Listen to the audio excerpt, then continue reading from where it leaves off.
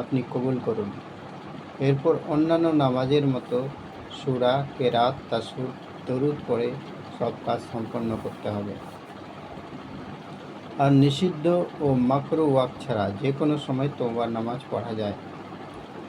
তওবার নামাজের পর আল্লাহর কাছে অনুতপ্ত হয়ে দোয়া করা উত্তম। এ সময় থেকে আর কখনো পাপ কাজে লিপ্ত না হওয়ার দৃঢ় প্রতিজ্ঞা করতে হবে।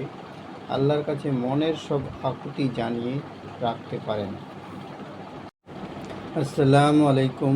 আলোচনা করব তওবার নামাজ। তওবা শব্দটি আরবি। এর অভিধানিক অর্থ হল অনুশোচনা বা পুনরায় পাপ না করার সংকল্প। ইসলামী শরীয়তের পরিভাষায় নিজের কৃত অপরাধের প্রতি অনুতপ্ত হয়ে আল্লাহর কাছে ক্ষমা প্রার্থনা করা এবং ভবিষ্যতে অপরাধ বা গুনাহ না করার দৃঢ় সংকল্প করাকে তওবা বলে। আর গুনাহের কাজ সংঘটিত হওয়ার পরপরই মাগফিরাতের উদ্দেশ্যে উজু করে 2 রাকাত নফল নামাজ পড়াকে সালাতুল তওবা বা তওবার নামাজ বলে। এই নামাজের জন্য গোসল করা মুস্তাহাব। তওবার নামাজ অন্যান্য নফল নামাজের মতো করে আদায় করবে, এই জন্য পৃথক কোনো নিয়ম নেই। অর্থাৎ কেউ তওবার নামাজ পড়তে চাইলে এভাবে নিয়ত হবে যে, হে আল্লাহ, 2 রাকাত তওবার নামাজ আদায় করছি, আপনি কবুল করুন।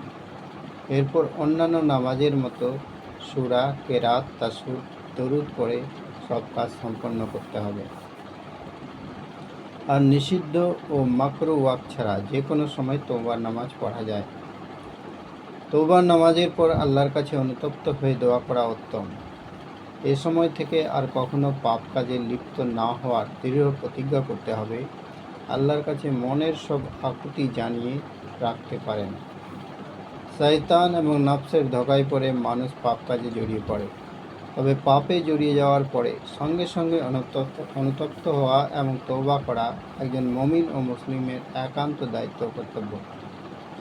হযরত আবু হুরায়রা রাদিয়াল্লাহু আনহু থেকে বর্ণিত, আল্লাহর রাসূল সাল্লাল্লাহু আলাইহি ওয়াসাল্লাম বলেছেন, ওই সত্তার শপথ যার হাতে আমার প্রাণ, যদি তোমরা পাপ কাজে লিপ্ত না হতে, তাহলে আল্লাহ তোমাদেরকে পৃথিবী থেকে বিলুপ্ত করে তোমাদের পরিবর্তে এমন নতুন এক জাতিকে নিয়ে আসতেন যারা গুনাহ করবে, অতঃপর আল্লাহর কাছে ক্ষমা প্রার্থনা করবে, আর আল্লাহ তাদেরকে ক্ষমা করবেন এবং গুনাহ মাফ করে দেবেন। আমরা জেনে বা অজান্তে অনেক গুনাহ করে বসে থাকি। তাই এই তওবার নামাজ আমাদেরকে জীবনে কমসে কম একবার পড়ে নেওয়া উচিত। আল্লাহ আমাদের এই নামাজ পড়ার তৌফিক দান করুন। আমিন সুম্মা আমিন। সবাইকে আল্লাহ হাফেজ। ভিডিও এই পর্যন্তই। অসংখ্য ধন্যবাদ।